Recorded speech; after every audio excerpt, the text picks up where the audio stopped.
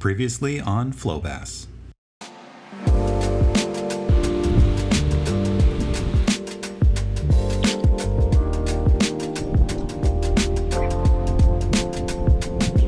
don't know if I'm gonna land this thing or not.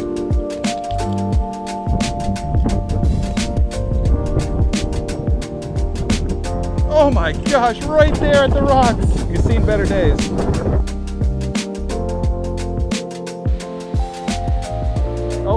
Oh yeah. Holy cow. Wow, you guys.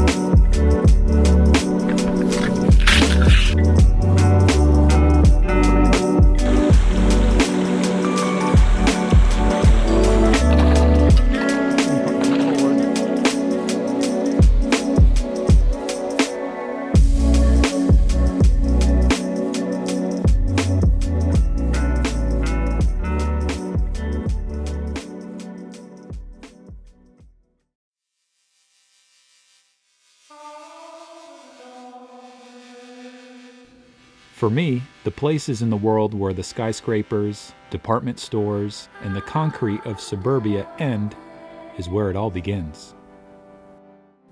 This doorway, if you will, is the threshold in which we must pass in order to enter a world that operates beyond our control and sometimes beyond comprehension.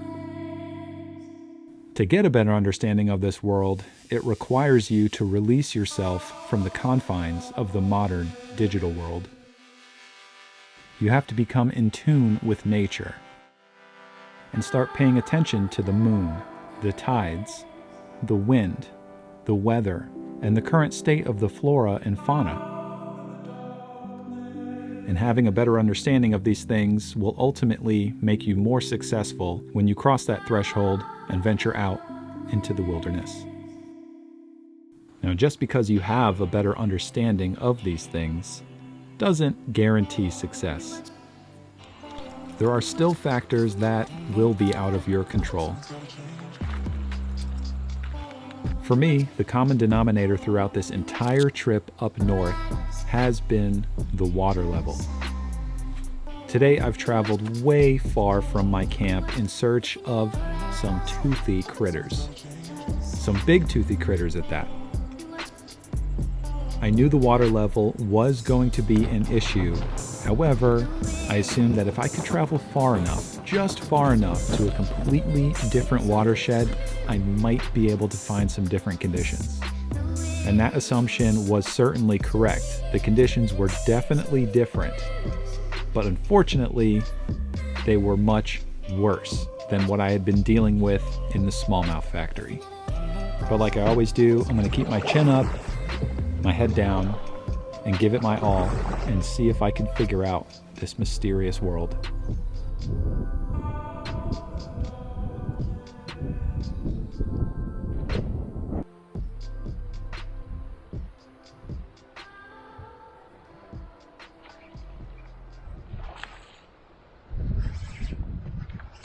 Oh, a little one. Okay. Okay. All right. We got to break the ice somehow. Maybe he'll release himself.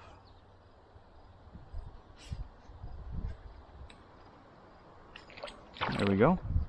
Easy release. Well, as abysmal as the river conditions looked, I'm definitely seeing them. I'm getting some hits, and we caught that one. Hopefully we can get a big one. I really want to feel that drag peel on one of these big river monsters.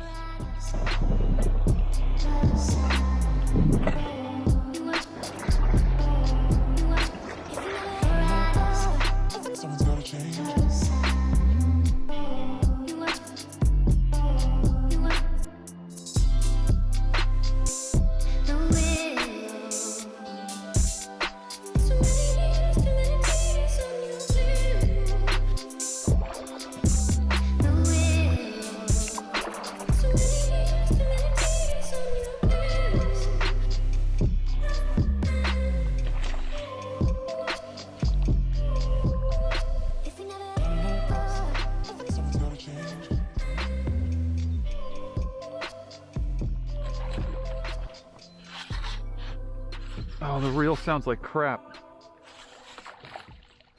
But we got one. Oh my gosh. Not worth bringing in the boat. It's still small, but man, I was starting to fall asleep. It's been a while. All right, there you go. Smacks my kayak. He was like,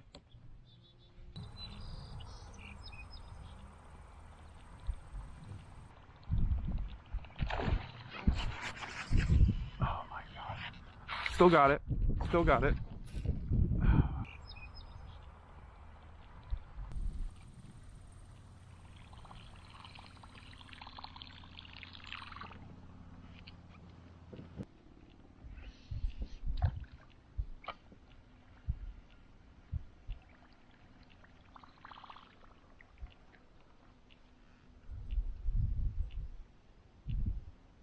Biggest one of the day.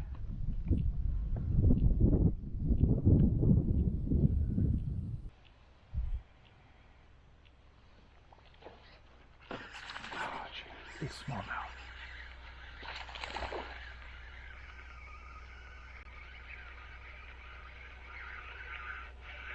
Not even a big one. Come on, man.